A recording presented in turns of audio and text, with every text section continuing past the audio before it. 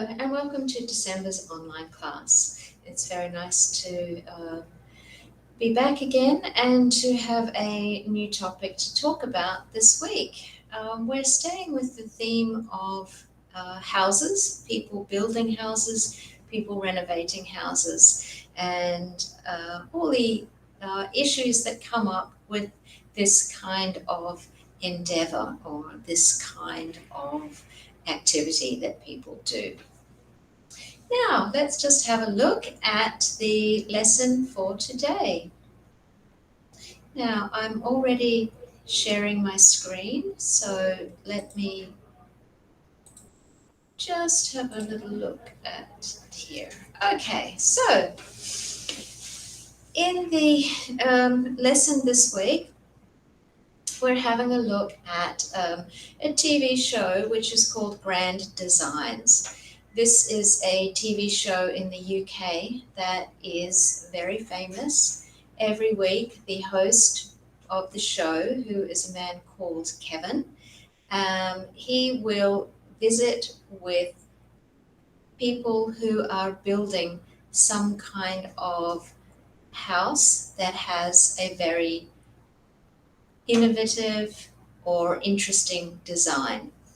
Therefore, the name of the show is Grand Designs. And what Kevin does is he visits the people before they start the project, during the project, and at the end of the project. So you get to see the whole process of building the house. And there can be ups and there can be downs along the way. Okay, so let's have a little look at the featured house that we are going to see today. We'll play a short YouTube video clip that will give you a quick introduction to the style of the house, and then we'll go through the article. Okay, so I'm just going to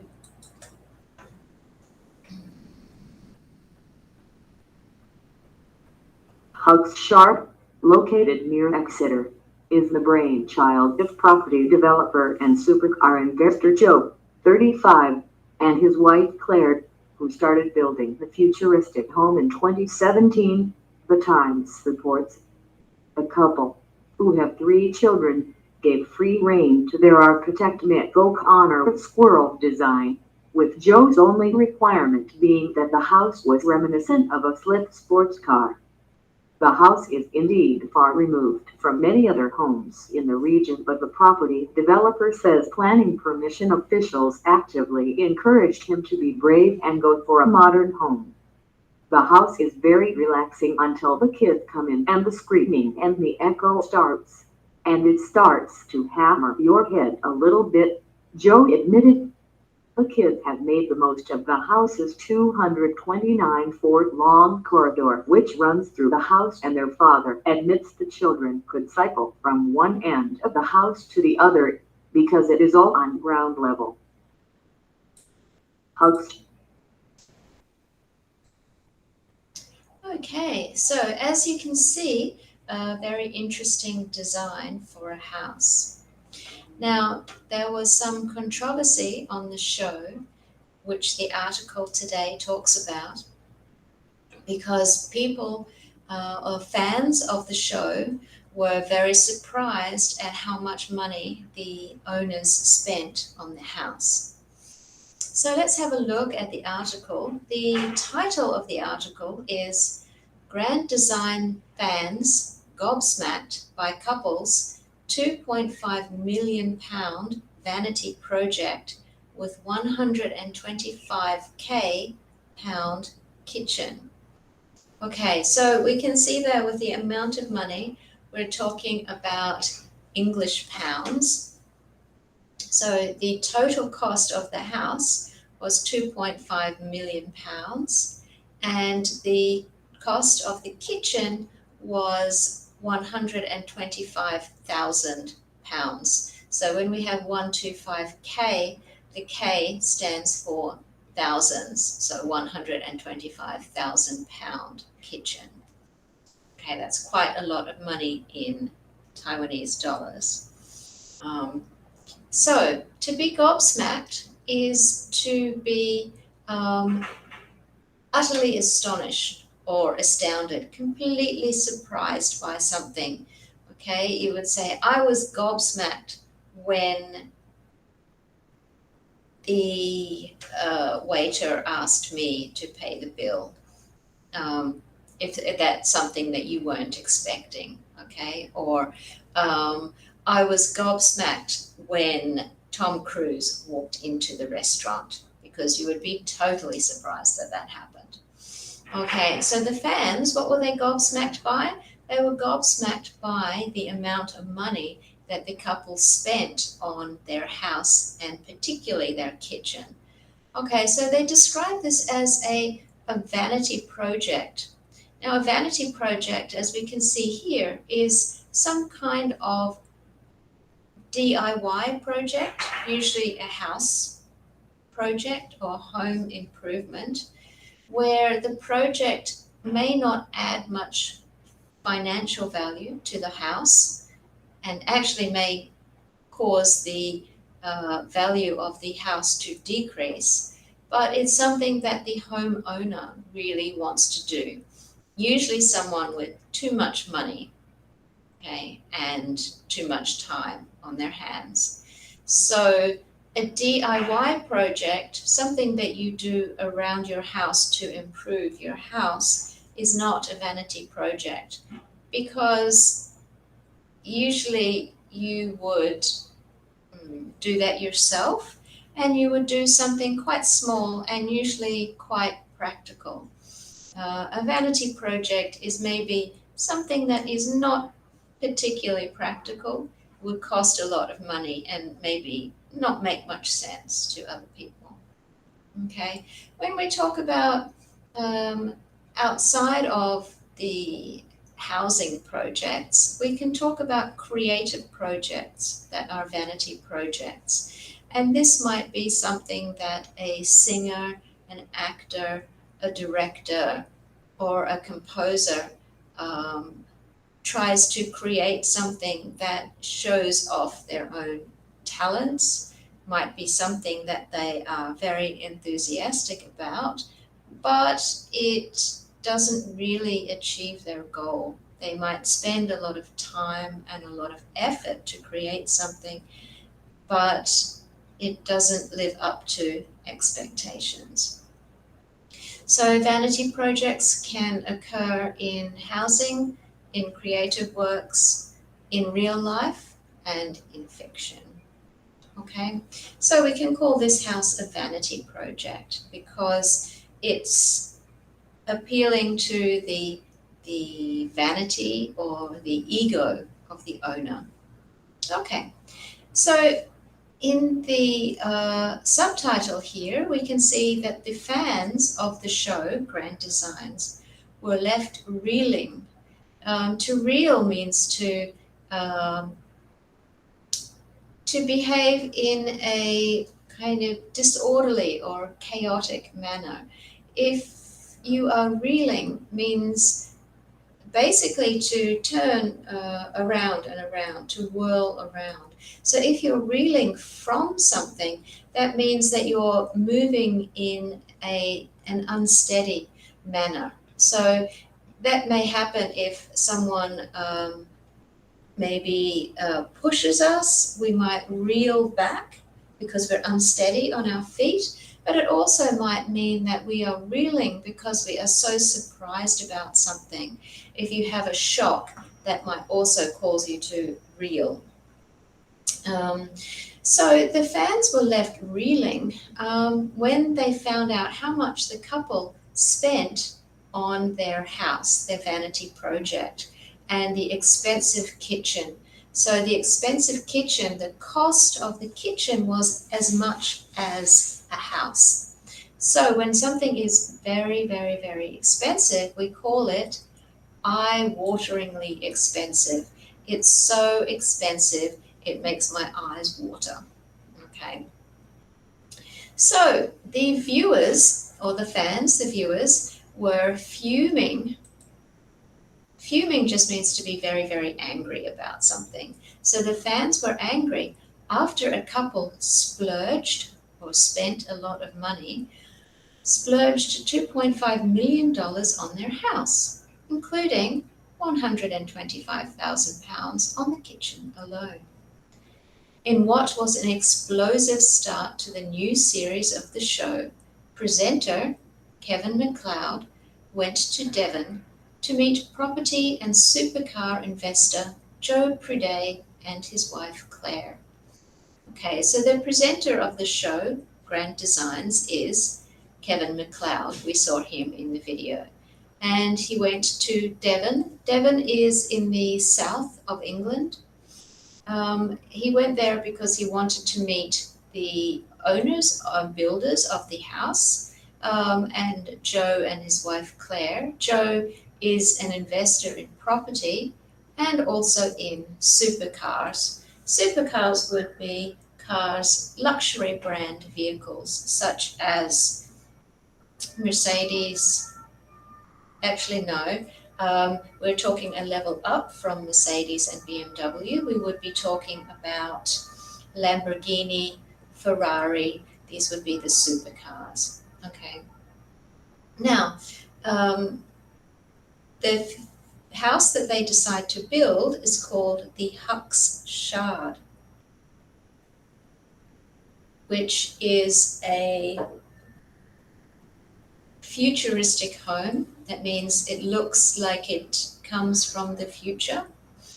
And they name it the Huck's Shard. Shard meaning, here we can see, we talk about, or you would be familiar with the word shard when you think of shards of glass. A shard is a piece of, can be glass, can be metal, can be ceramic or rock. It's a narrow piece with a pointed end. That would be a shard. So for example, if you break a window or break a mirror, the glass will shatter into many small parts. So a shard tends to be a long and thin, pointed piece of glass. So obviously you must be very careful of shards of glass because they have pointed edges and they can be quite dangerous. And you could see in the image of the house on the video that the roof of the house was very pointed. It had many shards coming up out of the earth. Hucks is the area in which they live.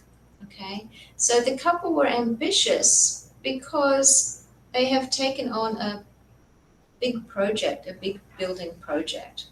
And how do we know it's big? Because it covers 6,000 square feet and 7 feet tall. So whopping 7 feet tall. This just means that it's very, very tall. Okay, so how many ping would 6,000 square feet be? If we were to make that into the Taiwanese measurement of ping, that would be 1,517 ping. That's how big their house is. And this is for 2 adults and 2 children. So as you can see, it is an enormous house. Okay, so let's have a look in the home. What does it have inside? Well, it boasts a gym, a cinema room, a kids' study, a huge open plan kitchen, and living space. Also, it would have many bathrooms and bedrooms. Okay, so when we talk about a house being a large house, or we're talking about a building that is very large and very luxurious, we use, instead of saying it has a gym, it has a cinema room, we want to stress that it has many things. So we would use boasts because we want to emphasize that it is very luxurious and it has more things than the average home. So when we boast about something, we're talking about making something sound better, right? So this home, we obviously know it's a huge home and it has many facilities. So we want to emphasize that and we use boasts. Okay, so there are many words or many ways in this article that they emphasize the size of the house. Okay, so they say, they call it a whopping 7 feet tall, staggeringly large. It's in the next paragraph here, again emphasizing the size. Okay, so the home is staggeringly large, extremely large, but the couple have made the house eco-friendly, and so it's powered via or through or using sun and air.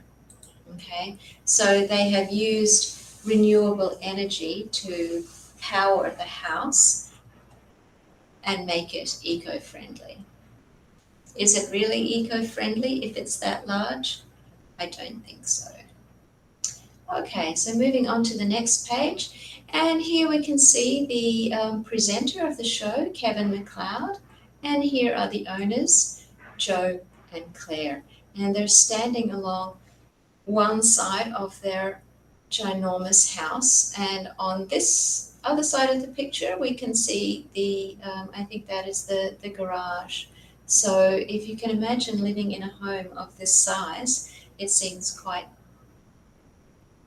staggering to me. Okay, now, so while people enjoyed watching the show, says viewers were taken aback or very surprised by the amount of spending from Joe and Claire. So if you're taken aback, usually that means you surprise someone, but in a slightly negative way. You surprise someone, you might also shock them a little bit. So if you would say something like, I told him my answer, he seemed a bit taken aback, or he was taken aback by her answer. So we often use taken aback by. That's the general phrase that we use for taken aback.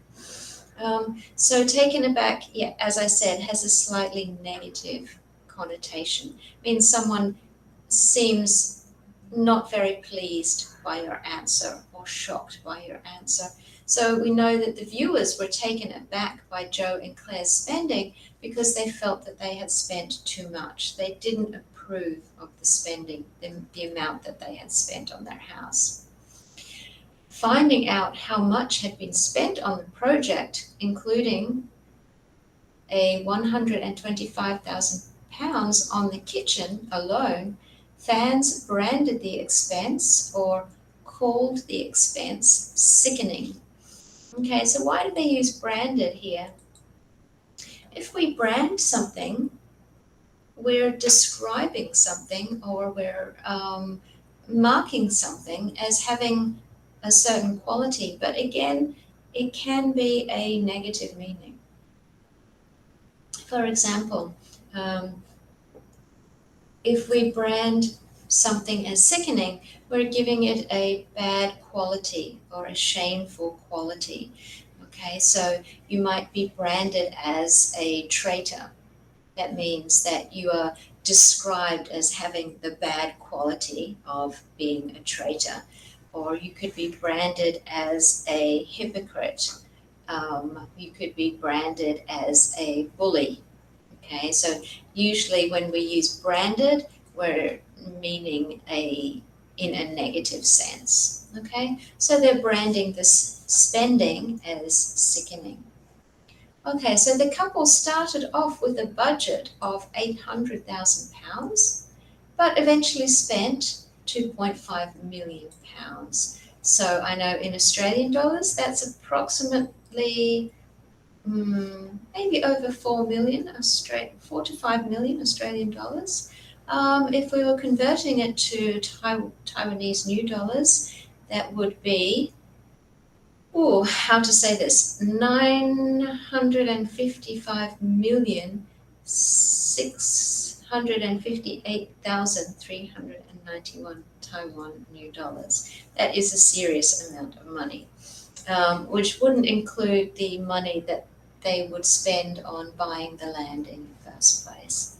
Okay, so one viewer fumed or said angrily, in all seriousness, that was one sickening grand design. So their comment that they made in anger was that they were sickened by the TV show. And they use this phrase, in all seriousness. And when we use this, we're saying that I mean this very seriously. Okay, I'm not saying this as a joke. Okay, so if someone wants to emphasize that their serious intention, then they would say, in all seriousness. So maybe you've been saying something quite funny before, and then you want to actually ask a serious question. You would say, now I'm asking this question in all seriousness. I really seriously want to know the answer. Okay? Or for example, in the classroom, if I'm joking with my students and we're having fun, and then I might ask them to quieten down, and they don't, then I would say, now, in all seriousness, you really must be quiet. Okay, so I'm emphasizing them. Now, I'm not joking, I'm being serious. Okay, here's another view of the Huxshard house from the other side of the building.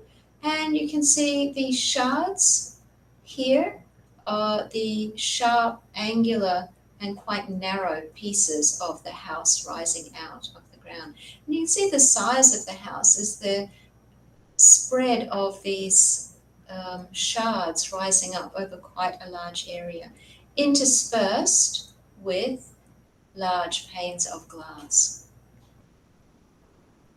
Okay, continuing with the viewer's comment, he says, everything about it, being the show, highlighted the gulf or the gap between the haves and have-nots.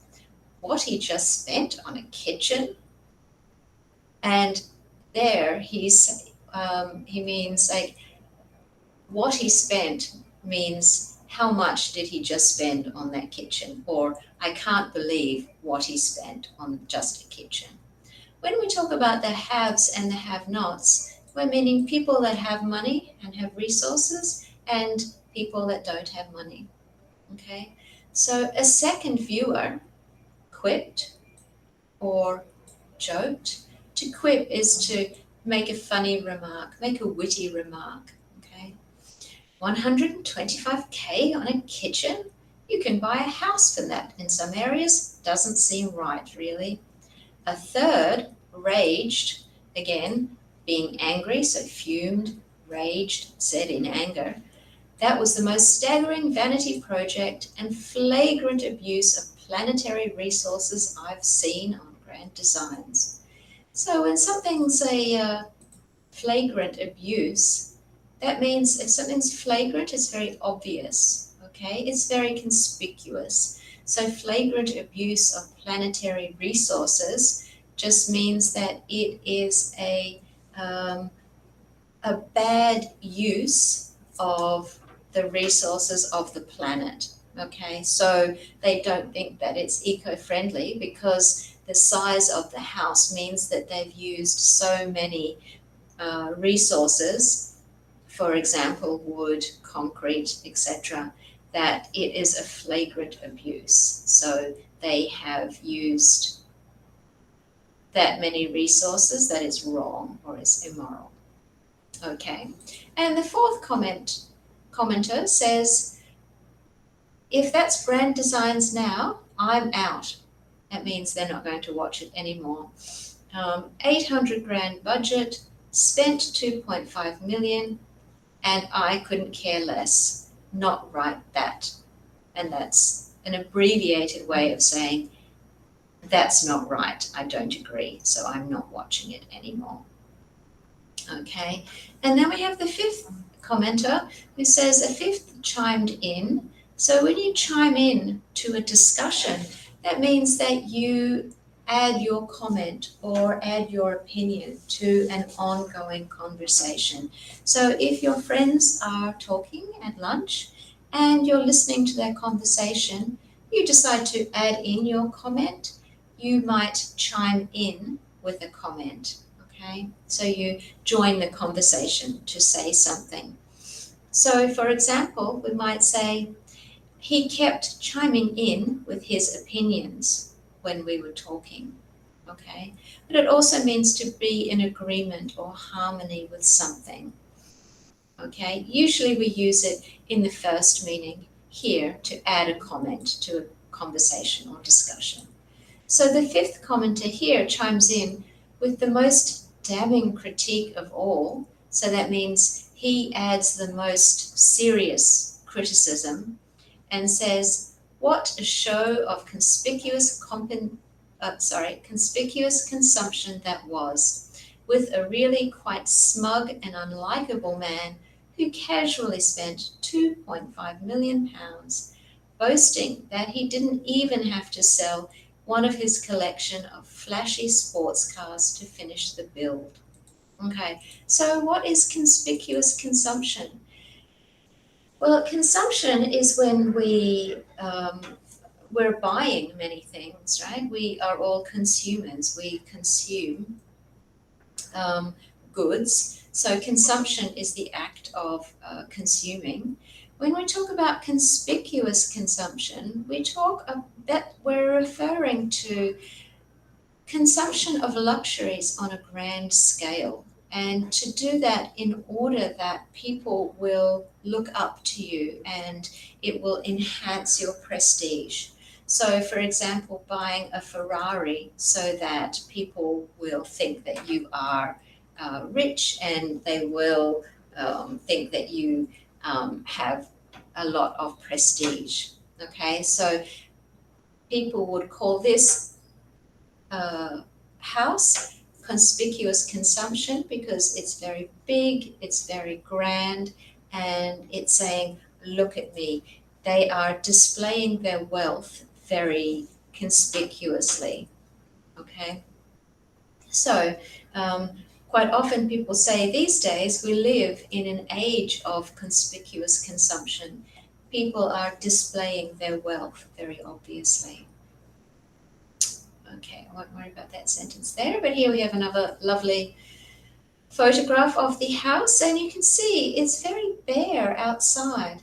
Actually, to me, it looks more like a museum or art gallery rather than an individual house.